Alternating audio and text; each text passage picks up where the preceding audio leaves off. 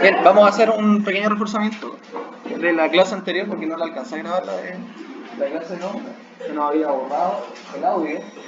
Entonces, a modo general, bueno, aquí teníamos la anatomía de superficie del hombro, teníamos las articulaciones que componían el complejo hombro. Distintos autores hablan de 4, o sea, de 3, 4, 5, hasta 7 articulaciones.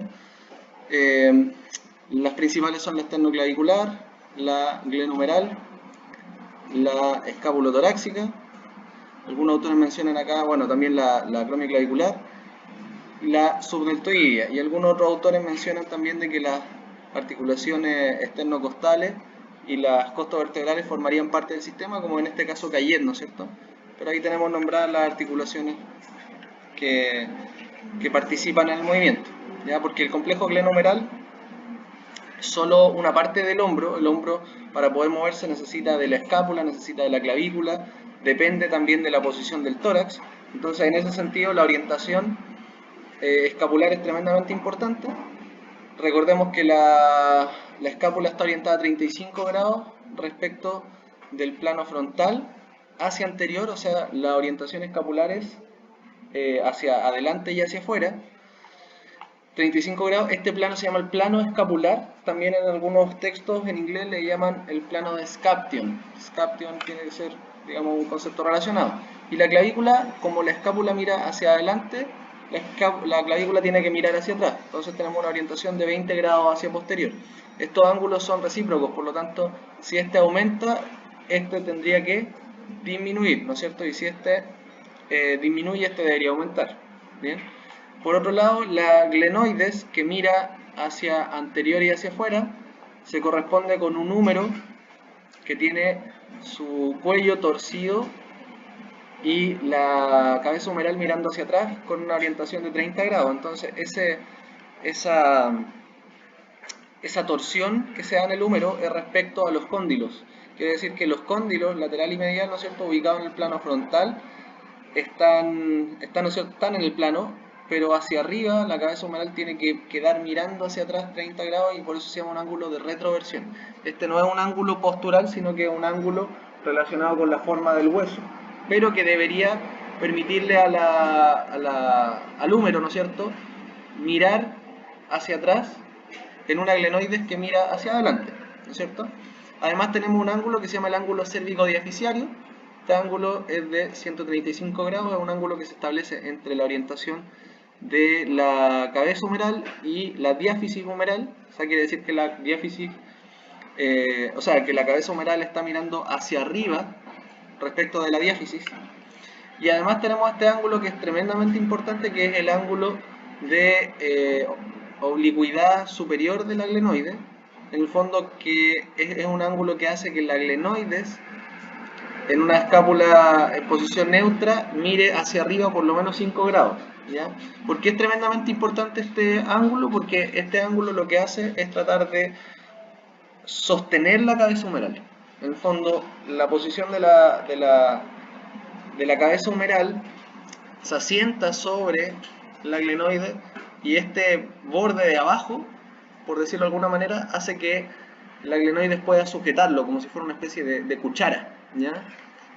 Tratando de sujetar la glenoide. Obviamente que 5 grados no es mucho, pero es suficiente como para poder disminuir las fuerzas de deslizamiento inferior que se generan sobre el húmero, de tal manera de que de esa manera los elementos ligamentosos y musculares no reciban un exceso de carga. Porque si este ángulo no está, los que van a tener que sostener a la cabeza humeral para que la cabeza humeral no descienda con demasiada fuerza van a tener que ser los músculos y los ligamentos, principalmente el ligamento glenohumeral superior, el ligamento córaco-humeral, y por el lado de los músculos el principal es el supraespinoso. O sea, el supraespinoso actúa como una especie de ligamento activo que evita que la cabeza humeral descienda. O sea, es tremendamente importante, como les decía, este ángulo.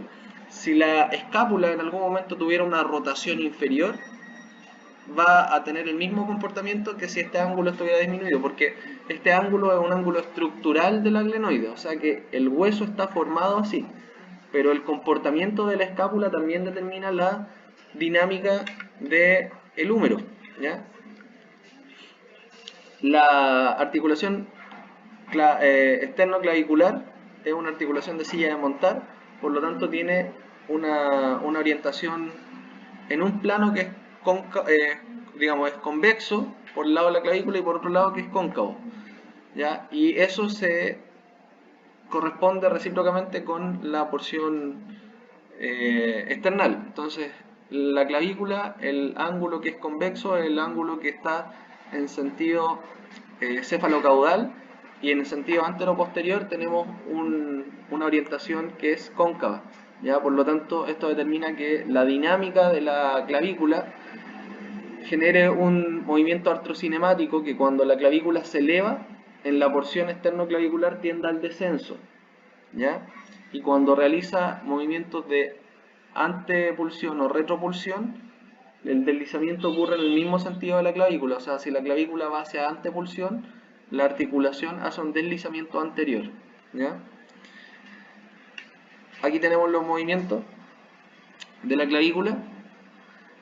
Tenemos una elevación, una depresión, una protracción y una retracción. También podría ser denominado antepulsión o retropulsión, la protracción y la retracción. Y además de eso, se incluye un movimiento de rotación.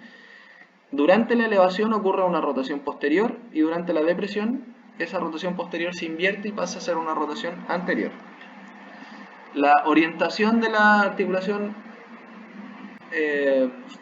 clavículo acromioclavicular es una orientación posterolateral anteromedial, ¿ya?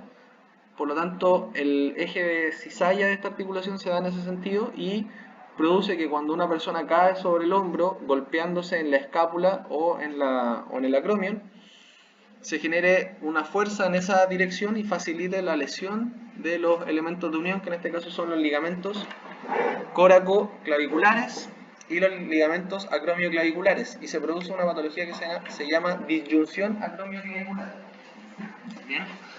Por el lado de la rotación clavicular, esta puede limitar la movilidad de la clavícula en elevación si es que no está presente. O sea, si la rotación de la clavícula no se puede generar, ¿no es cierto?, la clavícula solamente podría elevarse más o menos 30 grados, y eso limitaría la movilidad del hombro. Por lo tanto, es un movimiento accesorio necesario para poder elevar el hombro a una altura importante, ¿ya?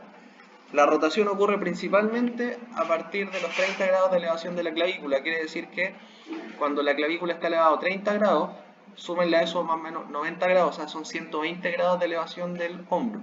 Si la clavícula está elevada a 30 grados, significa que la articulación glenohumeral tiene 90 grados. Por lo tanto, 90 más 30 son 120. A partir más o menos de los 120 grados de elevación, la clavícula rota con mayor intensidad hacia posterior, ¿sí? Eso después lo vamos a revisar más en detalle cuando hagamos el ritmo escapulohumeral. Y este movimiento se da básicamente por la tensión de los ligamentos trapezoide y conoide, los ligamentos coracoclaviculares, que movilizan la clavícula debido a que esta tiene una forma de S, con un sentido que es más anterior y más posterior. Ahí tenemos entonces cómo esto funciona como una especie de campana, haciendo las rotaciones, ¿no es cierto? Y los ligamentos trapezoide y conoide sostienen a la escápula para evitar que se generen esta rotación superior de forma descontrolada, ¿ya? La articulación escápulo-torácica es una articulación con gran importancia en el movimiento, es la que permite la estabilidad del hombro y del húmero, y va a depender de la posición de la columna, y por lo tanto, como se sienta sobre las costillas, va a estar relacionada con esos elementos de tejido conectivo y principalmente con la musculatura. O sea, la articulación está sentada sobre las costillas, y la movilizadora principal y también en parte la estabilizadora van a ser los músculos, porque está rodeado completamente de fascia, ¿no es cierto? Entonces aquí vamos a tener los movimientos osteocinemáticos, que son la elevación y la depresión escapular, la retracción y la protracción, y las rotaciones superiores y las rotaciones inferiores. Ahora, obviamente que en la elevación del brazo se van a combinar todos estos movimientos osteocinemáticos para formar un movimiento compuesto. Yo, para poder elevar el brazo, necesito elevación escapular, necesito protracción escapular y necesito rotación superior. Y cuando el brazo baja, necesito lo contrario.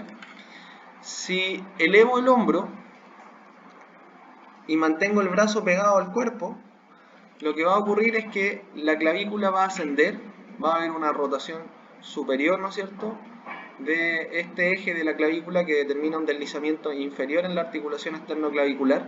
La clavícula se eleva, pero si el brazo permanece pegado al cuerpo, significa que la articulación glenohumeral no ha producido elevación. Por lo tanto, aquí lo que ocurrió es una rotación en sentido inverso en la articulación acromioclavicular, y por lo tanto la elevación del hombro con los brazos pegados al cuerpo es equivalente a una elevación de la clavícula con una rotación descendente de la escápula, y eso produce una apertura de la articulación acromioclavicular en sentido inferior.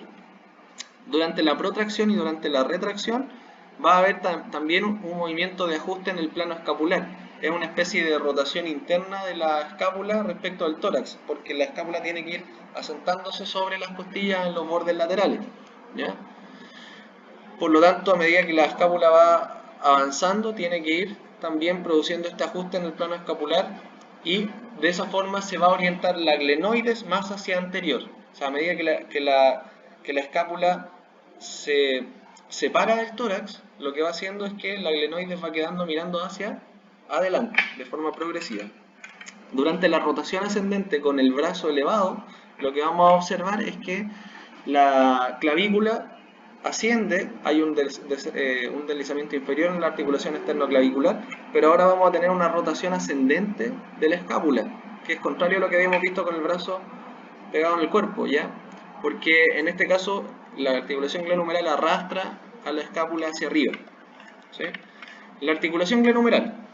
Bueno, la articulación glenohumeral es una articulación tremendamente compleja que tiene muchos elementos de unión. Una de las analogías que se hace con la articulación desde el punto de vista estructural es que la glenoides y la cabeza humeral se comportan como una pelotita de golf asentada en su base. Saben que las bases de las pelotas de golf son muy pequeñas y la pelota de golf es muy grande. Entonces tenemos una superficie que es 3 veces mayor para la cabeza humeral respecto de la glenoide, que es 1/3 de la cabeza humeral.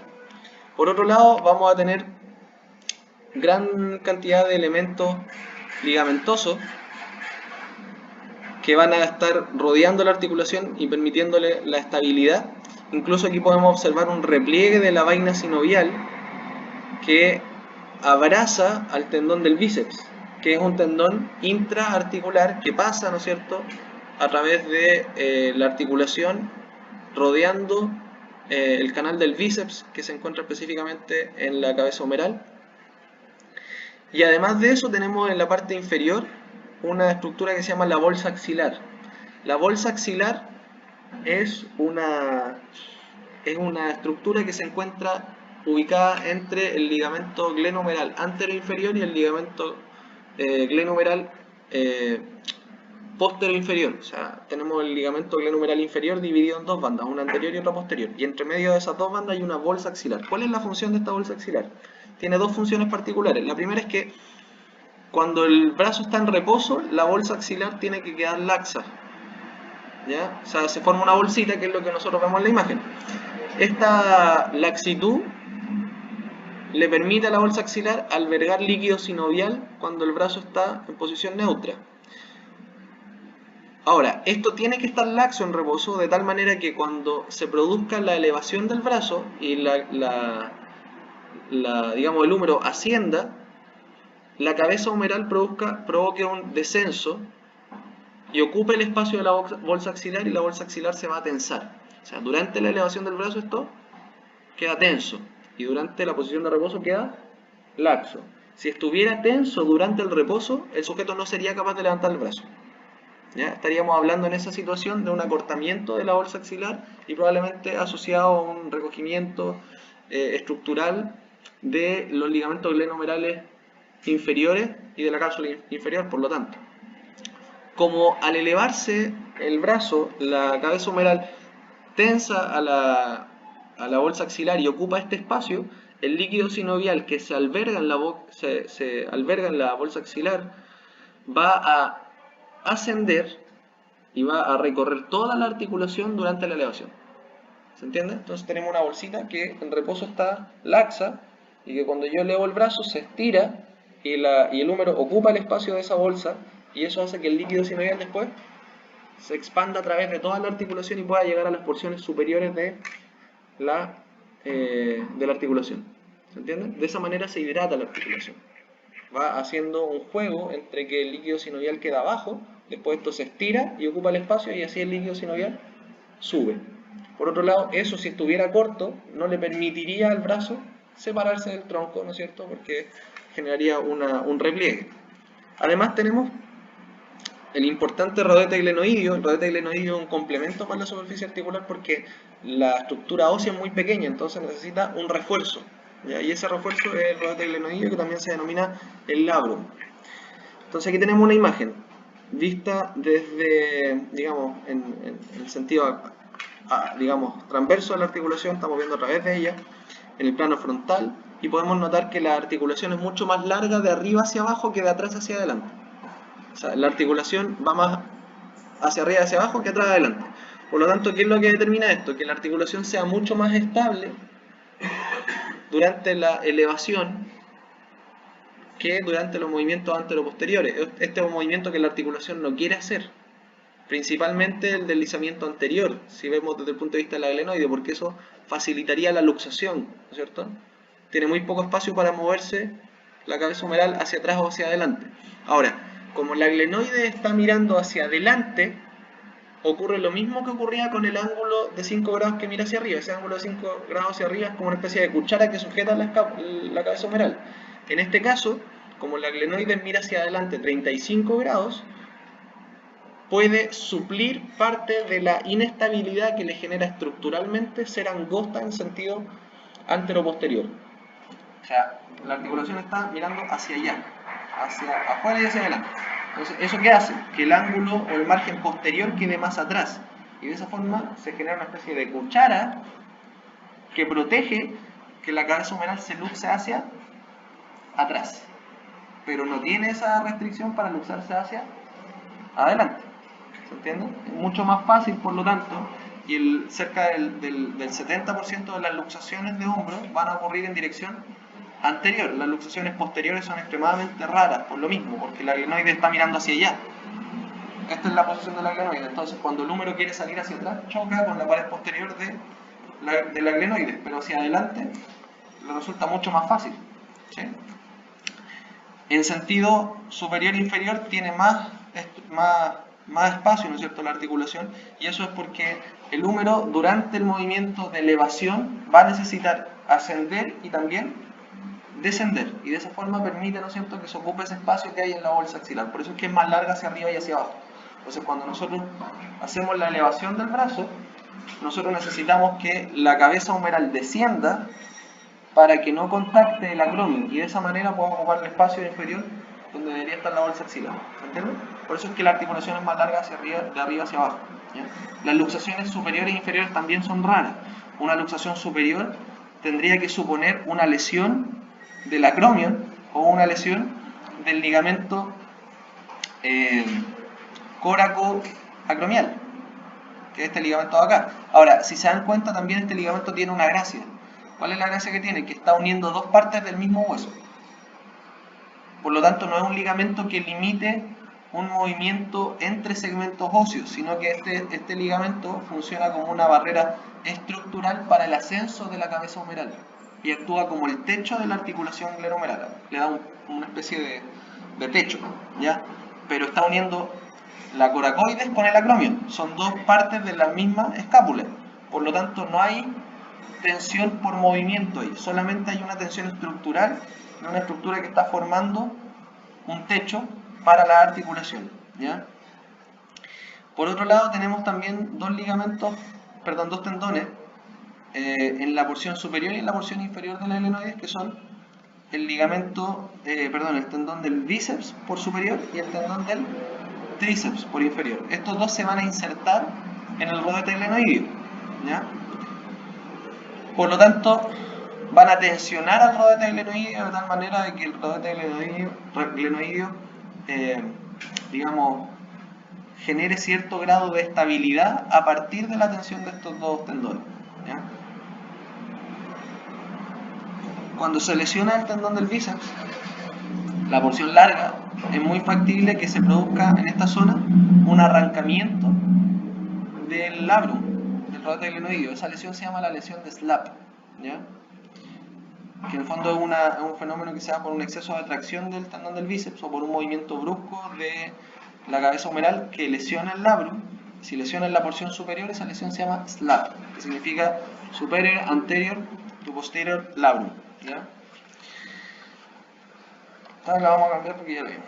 ¿Cuáles son los estabilizadores del hombro? Tenemos músculos activos que son los principales estabilizadores, ¿no es cierto? El manguito rotador, ¿ya? El subescapular, el subespinoso, el infraespinoso y el redondo menor. Y el bíceps se podría mencionar también de que actúa en parte produciendo algo de estabilidad, sin embargo muy poco, ¿ya? En traumatología hay muchos médicos incluso que concuerdan en el hecho de que el bíceps no es tan necesario dentro de la articulación glenohumeral. Y también tenemos casos bastante particulares como es el hecho de que el supraespinoso, a pesar de que es un estabilizador importante del hombro, es un músculo que si se corta no influye tan dramáticamente en la función del hombro. O sea, una persona que tiene el supraespinoso cortado puede realizar los movimientos de hombro casi de forma normal y es muy habitual que se corte, ¿ya? Sobre todo en mujeres, ¿ya? Y llegado a cierta edad es posible incluso encontrar personas que tienen los dos tendones del supraespinoso cortados. Eso es porque es un músculo muy pequeño y es un tendón que recibe demasiada carga durante la vida, ¿no es cierto? A pesar de eso, como les digo, el brazo puede seguir funcionando sin mayores problemas, aunque obviamente en algunas personas podría eso estar asociado a un poco de dolor, pero normalmente es parte de un concepto, de un complejo, ¿no es cierto?, de sobrecarga glenohumeral que determinó esa lesión muscular, ¿no es cierto? O sea, el hombro estaba sobrecargado, se cortó el supraespinoso, el hombro sigue funcionando, pero como ya tenía sobrecarga, es muy probable que esa persona tenga en algún momento problemas de dolor y algunas veces de función, pero no es lo habitual, ¿ya?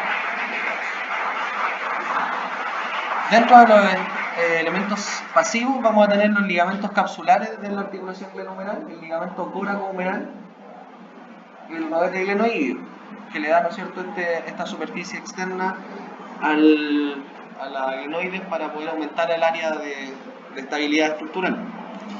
Los ligamentos que tenemos en la articulación glenohumeral, ¿ya? De forma directa, van a ser estos tres: el ligamento glenohumeral superior, el ligamento glenohumeral medio y el ligamento glenohumeral inferior. El ligamento glenohumeral superior va del cuello anatómico por encima del tubérculo menor del húmero, y este va a limitar o va a proteger más bien también los movimientos de aducción y traslación inferior y posterior del húmero. El ligamento glenohumeral medio es un ligamento que va a lo largo de la cara anterior del cuello anatómico, o sea, un ligamento que va por toda la parte de adelante. Este ligamento es probablemente uno de los más fuertes, si no el más fuerte del hombro, ¿ya? Este va a proteger la traslación anterior del húmero y la rotación externa. Entonces, ojo con eso, porque necesito, ¿no es cierto?, que recuerden que durante la rotación externa se va a producir tensión de la articulación glenohumeral en la porción anterior, ¿ya? Y también va a proteger la traslación anterior. Entonces hay una asociación entre la rotación externa y la traslación anterior. Por lo tanto ocurre lo contrario con la rotación interna. Cuando yo hago rotación interna, el húmero va a tender a la traslación posterior.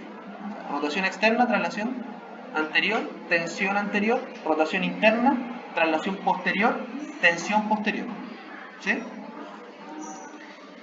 Y el ligamento glenohumeral inferior, que va de forma amplia por los bordes anteroinferiores y posterior-inferiores del cuello anatómico, y va a tener, como le había mencionado anteriormente, dos fibras, una banda anterior y una banda posterior.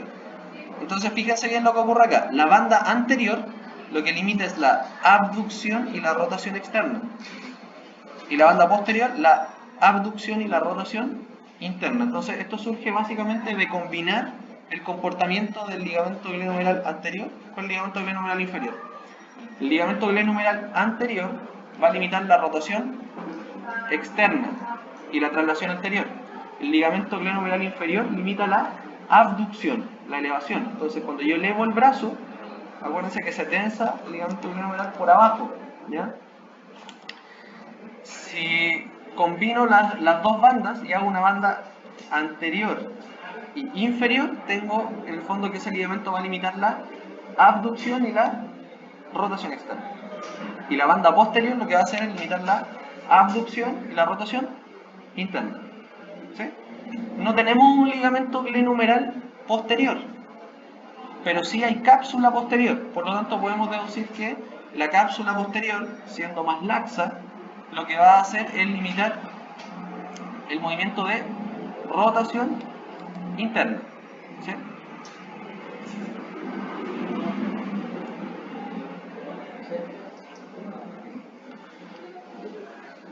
Y además de eso tenemos el ligamento coracohumeral, que va del lado anterior del tubérculo mayor del húmero, y este se encarga de limitar los extremos de la rotación externa, la flexión y la extensión y el desplazamiento inferior o traslación de la cabeza humeral. Entonces, fíjense que en este ligamento va de la coracoide al húmero, de la coracoide al húmero. Por lo tanto, es una especie de suspensor. Si la cabeza humeral quiere descender, se va a tensar el ligamento. ¿Sí?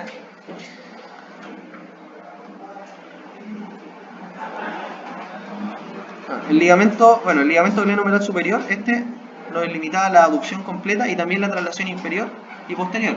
¿Ya? Entonces, estos dos son traslación inferior. ¿Por qué es importante la traslación inferior en el húmero? ¿Ya? Es importante porque la traslación inferior ocurre siempre que tenemos carga en el brazo. En otras palabras, cuando alguien lleva un objeto en la mano, cuando carga bolsas, cuando ocurren ese tipo de cosas, ¿no es cierto? ¿Qué es lo que va a ocurrir? Va a haber una tendencia a la traslación inferior del húmero. ¿Ya?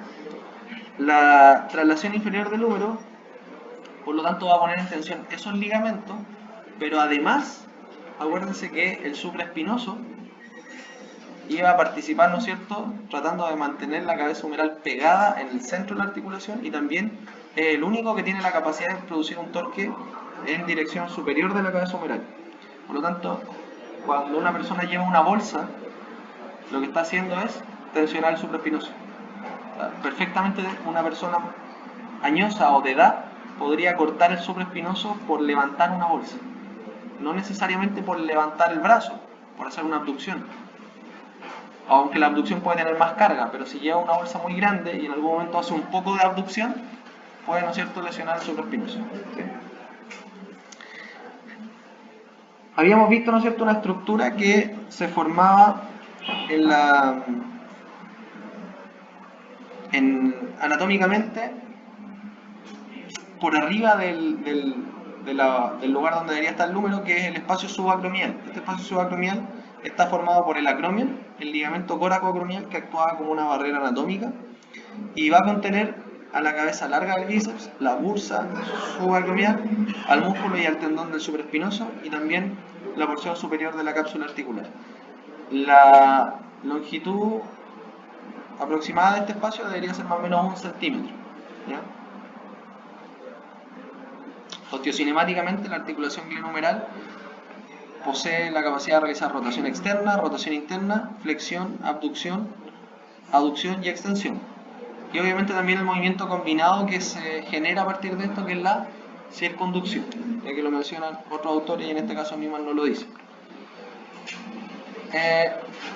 En la musculatura siempre es importante recordar un poco lo que ocurre con los plexos. ¿Ya?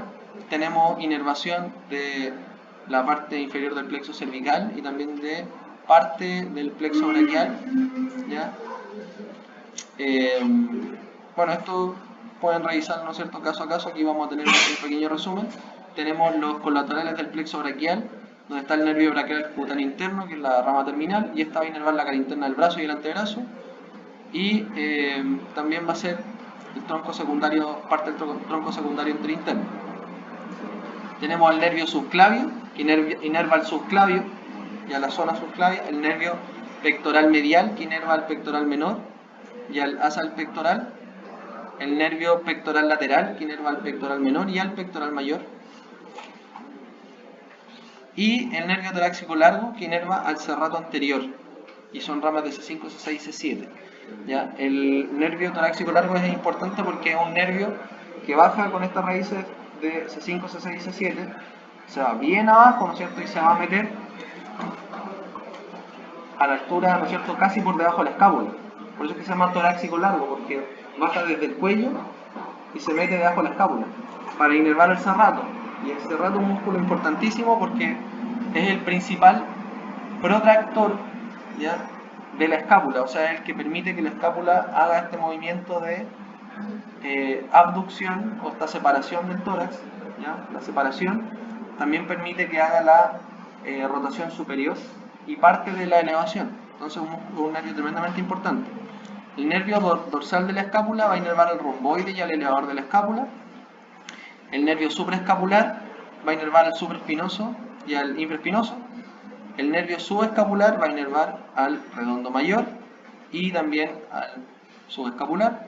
Y el tóraco dorsal inerva al dorsal ancho. ¿Ya? Ahí tienen todos también las raíces de los nervios para que los puedan estudiar. Entonces, cuando queremos que la escápula se mueva, necesitamos que haya una acción de rotadores escapulares. Esta acción de rotadores escapulares también es una acción que se genera en grupos. Ya se habla de los pares o de las coplas de rotación de la escápula. ¿Por qué? Porque para que la escápula pueda generar un movimiento de rotación necesita que los músculos trabajen en grupos. ¿Ya? No puede hacerlo un músculo por sí solo. Tienen que trabajar de manera combinada. Para que pueda ocurrir una rotación superior de la escápula, necesitamos por un lado la acción del trapecio superior, por otro lado la acción del trapecio inferior, por otro lado la acción de las fibras medias del trapecio, y por otro lado, para que esto avance hacia adelante en el borde inferior de la escápula, necesitamos la acción del serrato. Entonces, para la rotación superior, necesitamos al trapecio superior, trapecio medio, trapecio inferior y al serrato anterior. ¿Sí?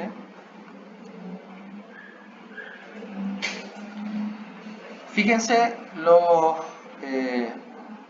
este músculo que está acá es el romboide, ¿no es cierto? Y aquí aparece el elevador de la escápula, bastante especial el gráfico que tiene, porque esto debería ir como más arriba, ¿no es cierto? Pero está el elevador de la escápula y ahí está el romboide,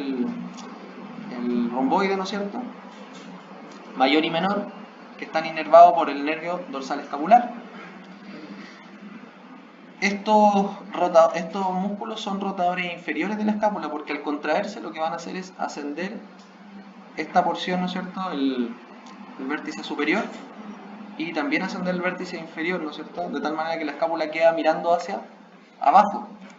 ¿Ya?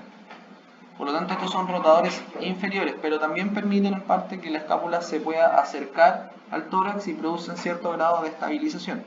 En general, casi ningún músculo actúa de forma aislada, a veces se tienen que combinar. De hecho, en parte la elevación también va a necesitar un poco de contracción de estos músculos, pero muy poco. ¿Ya? Ahora, si estos están hiperactivos, es muy probable que te dificulten más la rotación superior versus que te faciliten una rotación inferior, porque la rotación inferior tiene un componente que es más pasivo ¿cómo que se llama?, de la escápula.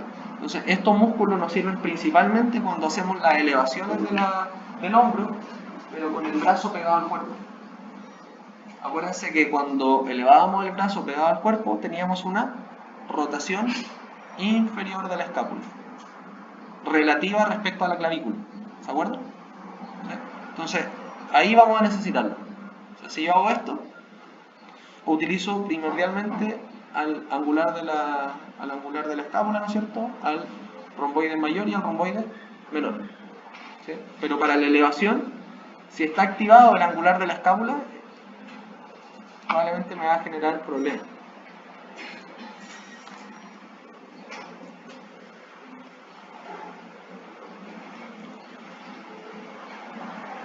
Bien, músculos del hombro tenemos varios: el deltoide, el supraespinoso, el infraespinoso, el redondo menor, el redondo mayor y el subescapular, por mencionar algunos. Aquí tenemos otra imagen, ahí está el ligamento córaco-humeral.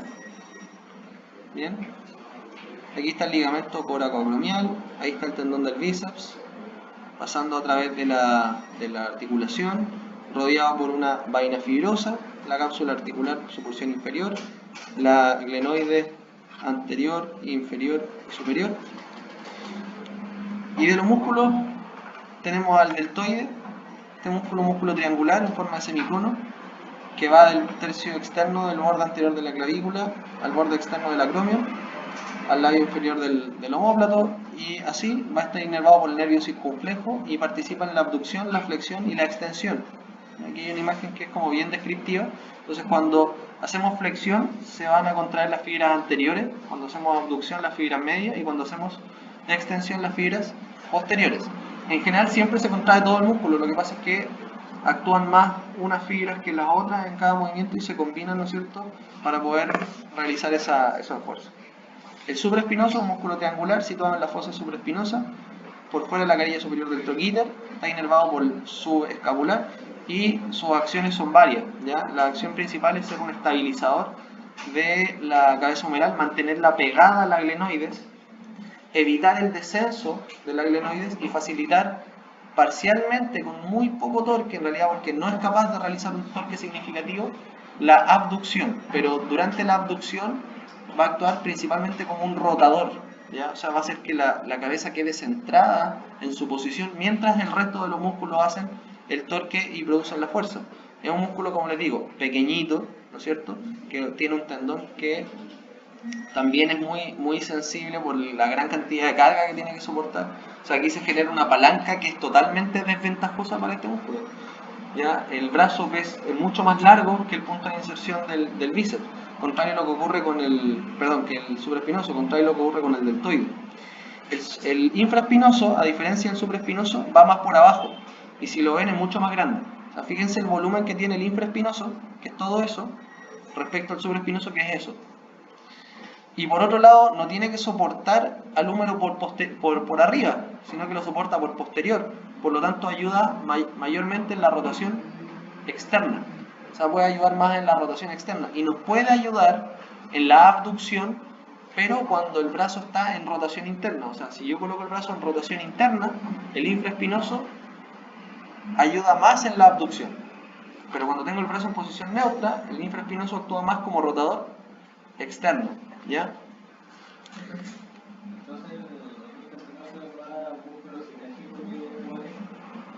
¿Sinérgico cómo?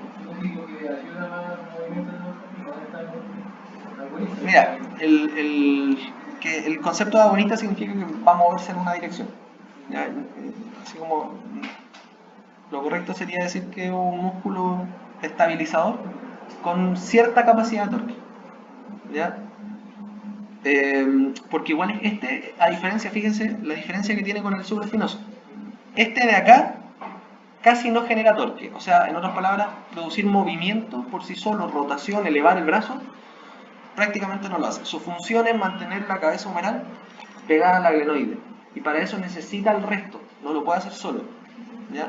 O sea, en ese sentido sí, el infraespinoso es un sinérgico del supraespinoso y también el subescapular. Por lo general el manguito rotador va a trabajar en conjunto, o sea, cuando se contrae un músculo van a tener que trabajar los otros en cocontracción. Acuérdense que la cocontracción era una contracción combinada de agonista y antagonista. ¿Por qué? Porque de esa manera el subescapular toma por delante, el infraespinoso toma por atrás y presiona en la cabeza humeral contra la glenoide y la mantienen fija para que no se salgan y se luxe. Mientras tanto el supraespinoso, que hace lo mismo, lo toma por arriba y ayuda un poco a que se mantenga pegado mientras el deltoides se encarga de hacer la fuerza por arriba. ¿Se entiende? Entonces, en ese sentido actúan como sinergistas en el manguito rotador, actúan todos en conjunto, aun cuando no muevas el brazo en una dirección específica. O sea, si vas a mover el brazo en abducción, te aseguro que el supraespinoso también se contrae. ¿Ya? Aunque no debería.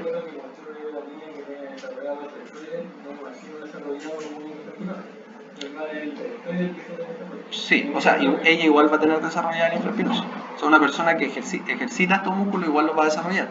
Pero el tema es que porcentualmente, respecto al resto de los músculos, el supraespinoso anatómicamente no es un músculo potente, no es un músculo grande. ¿Ya? Incluso que les va a tocar a ustedes como profesionales cuando se titulen o antes, cuando palpen a una persona, pálpenle la fosita supraespinosa y se van a dar cuenta que a veces no se siente nada. O sea, estoy diciendo un poco sarcástico con eso, pero a veces tocan la fosa del supraespinoso y te das cuenta que ahí como que hay unas poquitas fibras de algo. Porque hay personas que son bien delgaditas, flacas, ¿no es cierto? O de repente una persona que puede ser incluso que haya hecho ejercicio, pero tiene una lesión de hombro y se le va a atrofiar el supraespinoso. Tú vas a ir a palpar el supraespinoso y te vas a dar cuenta que el supraespinoso está disminuido, ¿ya? Incluso el infraespinoso. De hecho, el primer indicador, esto está clínicamente demostrado, el primer indicador de patología de hombro, ¿ya? Desde el punto de vista de la función biomecánica, es la atrofia del infraespinoso. ¿Por qué? Porque la diferencia que tengo yo con el infraespinoso es que el infraespinoso lo puedo mirar. El supraespinoso está por debajo del trapecio, por lo tanto yo no lo voy a poder observar. Pero si miro a una persona por la espalda y veo que en la fosa infraespinosa, que es observable, está más disminuida y la palpo y está disminuida, esa persona tiene una deficiencia biomecánica y probablemente eso es conducente a una patología del hombro o alguna dificultad. ¿Se entiende, no? En el supraespinoso no lo voy a poder ver y cuando lo palpe me va a costar más, pero también es en cierta medida un indicador. El infraespinoso es un indicador más potente, ¿sí? Ahora, como les digo, estos actúan en sinergia, produciendo cocontracción para producir estabilidad de la articulación glenohumeral, principalmente por medio de una función coaptadora, es decir, mantener la cabeza centrada en la glenoides y comprimida mientras el deltoide y otro músculo hacen fuerza. Sin embargo, el supraespinoso, el infraespinoso y el redondo menor tienen mucha mayor capacidad de producir torque rotatorio que el supraespinoso, ¿sí?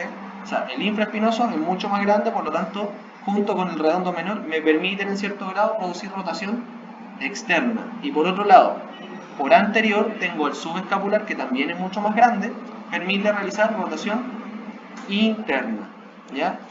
Ahora, el subescapular, ahí como le digo, acción pura, ¿no es cierto? Esto está inervado por el supraescapular, va a producir rotación externa al infraespinoso, ¿ya?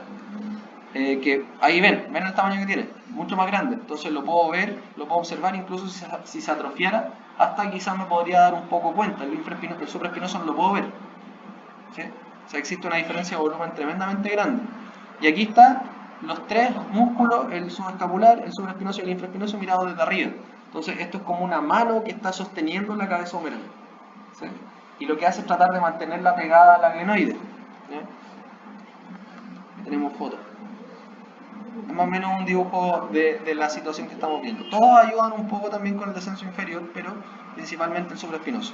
El redondo menor es un músculo cilíndrico que sigue por el borde externo del infraespinoso, por el borde axilar, los ómplatos, la cara inferior del troquíter, también inervado por el circunflejo y actúa principalmente en rotación externa porque está ahí abajo, ¿ya? Solo rotación externa. Ahí está. No es tan grande, pero este sí que ayuda harto en la rotación externa. Y el redondo mayor es un músculo fuerte y grueso que va al ángulo inferior del omóplato, la corredera bicipital por el labio interno, y este va a llevar el brazo hacia atrás y hacia adentro. Ahí. Va muy abajo, por lo tanto lo que hace llevar. Ahora, si el brazo está rotado, también va a facilitar las rotaciones. El subescapular. El subescapular es un músculo ancho y grueso, triangular, que ocupa la fosa escapular. Y aquí tenemos, ¿no es cierto?, en la fosa escapular el borde espinal, el borde axilar, y esto se va a ir hacia el troquín. Las acciones que tiene son rotación interna, aductor, y sujeta la cabeza del húmero contra la cavidad glenoidea. O sea, también actúa como estabilizador fijando al húmero por delante, junto con el infraespinoso, ¿no es cierto?, y el redondo menor que van por atrás. Ahora, ojo con esto porque el subescapular también depende mucho de la posición del brazo, cuál es la función que va a tener.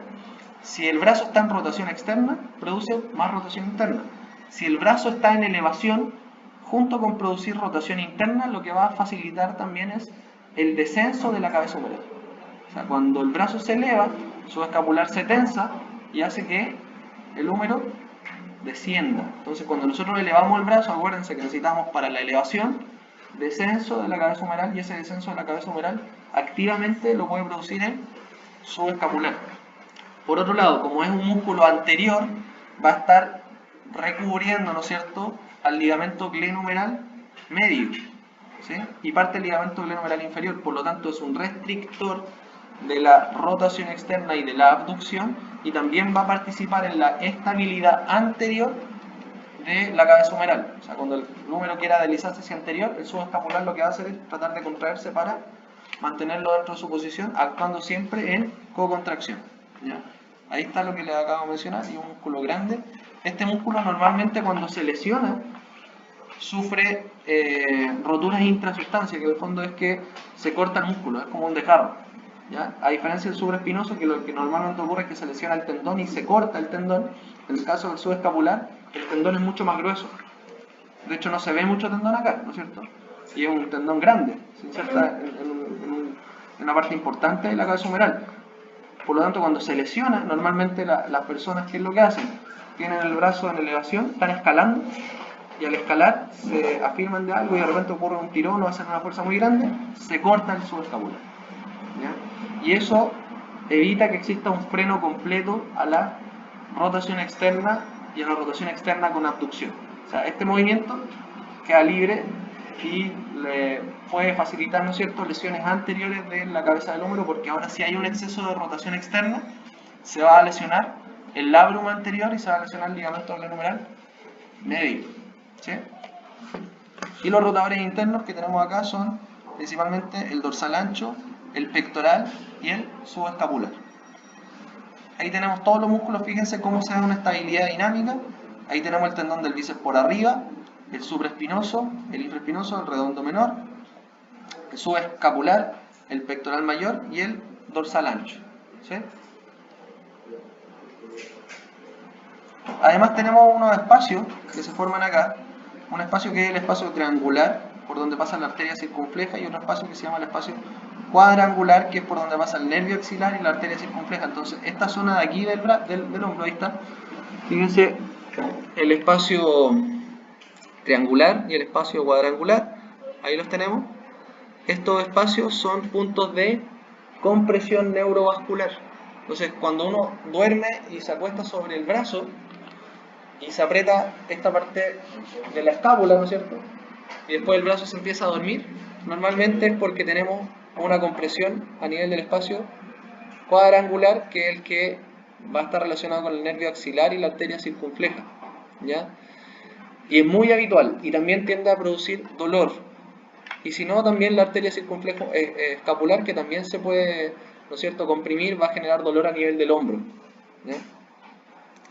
Bueno, en posición de referencia la rotación externa es de 80 grados, la rotación interna es de 100 a 110 grados, la extensión va a ser de 45 a 50 grados, la flexión de 180. La abducción pura no existe en el tronco porque chocaría el cuerpo con el tronco, por lo tanto tengo que hacerla con rotación, o sea, con flexión o con extensión. Con extensión es mínima y con abducción y flexión son 30 grados. Aquí tenemos lo que había explicado inicialmente respecto al descenso de la cabeza humeral. Fíjense cómo tenemos primero una orientación de 5 grados hacia arriba en una glenoides normal, ¿no es cierto? Esta debería ser la posición normal de la cabeza humeral, pero si cargamos peso, lo que va a ocurrir es que hay una tracción y un descenso inferior. Ese descenso inferior va a producir una tensión del músculo supraespinoso y de la cápsula sinovial superior, que van a, ¿no es cierto?, verse sometidas a un exceso de estrés. Y cuando eso ocurre, aquí tenemos un dibujo del componente mecánico, ¿no es cierto?, del hombro, vamos a observar que el centro instantáneo de rotación que se aleja, porque queda más abajo la cabeza humeral, va a tener un vector más largo para poder generar la compresión. Por lo tanto, mientras más descendida está la cabeza humeral, más difícil es que el hombro logre ser estable y por lo tanto los elementos activos y los ligamentos van a estar sometidos a mayor tensión. O sea, van a tener que hacer más fuerza para poder mantener la estabilidad de la articulación glenohumeral. Incluso fíjense cómo se alarga acá la cápsula superior y el supraespinoso. O sea, si yo desciendo la cabeza humeral, se estira el supraespinoso y se tensiona la cápsula glenohumeral superior. O sea, si tenemos un supraespinoso que está sometido a estiramiento de forma constante y que además tiene que hacer fuerza, estiramiento más fuerza, lesión. ¿Se entiende? Entonces, no necesariamente las personas que realizan elevación del brazo van a tener patología del supraespinoso. También puede ser porque realizan carga o porque tengan una deficiencia mecánica en la posición neutra de la escápula o en la capacidad activa de mantener la neutralidad glenohumeral. Aquí tenemos el comportamiento de la bolsa axilar durante la abducción. Fíjense cómo desciende la cabeza humeral durante la abducción, se puede tensar la bolsa axilar, que es lo normal. Si la bolsa axilar está tensa en reposo, no vamos a poder tener una abducción normal. Durante la abducción, por otro lado, se va a relajar la cápsula glenohumeral superior. El supraespinoso tiene la mala suerte, además, pero mala y buena, de que tiene una zona que se llama zona crítica. Esta zona crítica es un punto de anastomosis vascular, o sea que se juntan ahí varios vasos sanguíneos y lo hacen básicamente porque este tendón está sometido a tanta carga que necesita mucha sangre. Entonces, como necesita mucha sangre, ¿qué hizo el cuerpo? Le mandó vasos sanguíneos por arriba y por abajo. O sea, manda vasos sanguíneos de acá y manda vasos sanguíneos de acá. Y se juntan en esta zona, por lo tanto ahí se produce un éstasis. Se queda estancada la sangre. Y eso, como les digo, es en parte porque es un tendón que está sometido a tanta carga que necesita vascularidad. Pero por otro lado, el hecho de ser tan vascular favorece que tienda a inflamarse y a producir procesos de remodelación que favorecen la tendinosis. ¿Sí? El ritmo escapulohumeral es la fase, ¿no es cierto?, en cuales se da la elevación de la escápula. Tenemos como norma que por cada 2 grados de elevación del brazo debería haber 1 grado de movilidad de la escápula. O sea, el movimiento es 2:1. Quiere decir que si el húmero se ha movido 60 grados, la escápula debería haberse movido 30 grados, ¿ya? Y en términos de orden, lo que debería ocurrir es que de los 0 a los 60 grados ocurre solamente un movimiento escapulohumeral. Esto no es así específicamente, sino que es primordialmente. De 0 a 60 solamente se mueve en la escapulohumeral. Después de eso empieza a moverse la escapulotorácica y al final, de los 120 a los 180, necesita una inclinación de tronco.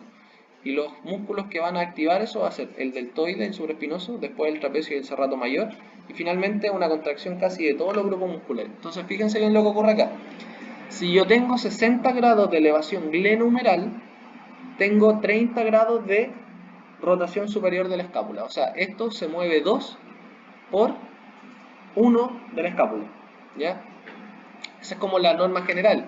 Y a partir de eso, recuerden, cuando el brazo está en 90 grados, significa que tengo 60 grados glenohumeral, 30 grados de escápulo-torácica. A los 90 grados de elevación glenohumeral, debería tener la escápula, la clavícula, en una elevación de 30 grados, ¿ya? Y a partir de estos 30 grados ocurría la rotación posterior de la clavícula, de tal manera que a mayor elevación, cerca de los 60 grados, voy a tener un movimiento completo de 180 grados del brazo. Significa que tengo 60 grados de escápula, 120 grados de la articulación glenohumeral y debería tener más o menos 60 grados de elevación de la clavícula, ¿ya? Y esto debería ir acompañado también de una inclinación del tronco y 20 grados de movimiento en la articulación escapulohumeral. ¿Bien? Todos los movimientos se dan en base a los patrones motores de la articulación, de tal manera que la estabilización ocurre de proximal a distal. O sea, primero se estabiliza la escápula y después se empiezan a estabilizar el resto de los segmentos, que es lo que permite la coordinación a nivel neuromuscular. Y finalmente lo que tenemos acá es un resumen de algunos puntos de observación y relieve anatómico. Y les presento a mi perro cuando estaba jovencito. Sería todo por esta clase de hombros.